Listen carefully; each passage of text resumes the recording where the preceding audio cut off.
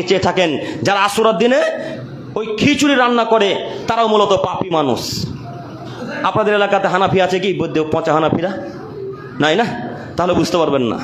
জঙ্গিপুরের দিকে চলে যাবেন, তখন দেখতে পাবেন মহরমের দিন তারা সাদা ভাত খাবে না, খিচুড়ি খাবে, ডাল ভাত খাবে। হাজারো মানুষ সেই দিন পানি পান করে না। কেন?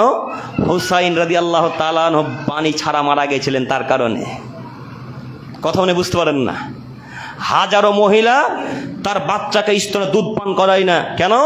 হুসাইন রাদিয়াল্লাহু তাআলা আনহু কিছু পান করতে পায়নি, তার কারণে। বলেন, এরা যদি শিক্ষিতা মহিলা হয়, এরা যদি শিক্ষিত মানুষ হয়, তাহলে মূর্খ কে? হুসাইন মারা গেছে কোন সালে? 61 হিজরিতে। আর 2026 সালে আজকে শোক পালন করবেন? হ্যাঁ, আজকে শোক, কথা বুঝতে পারেন নাকি? আজকে শোক পালন করবেন না? এ নীতি চলবে না। সম্মানিত উপস্থিতি, বলছিলাম তাছাড়া আরো কত নোংরা কাজকর্ম আছে। ঢোল বাজানো, এগুলো সব হারাম। একটু আপনাকে আমি দেখাতে চাচ্ছিলাম, যত রাস্তাতে ঢোল বাজানো হয় এগুলো সব নীতি হারাম, এগুলো সব নীতি হারাম।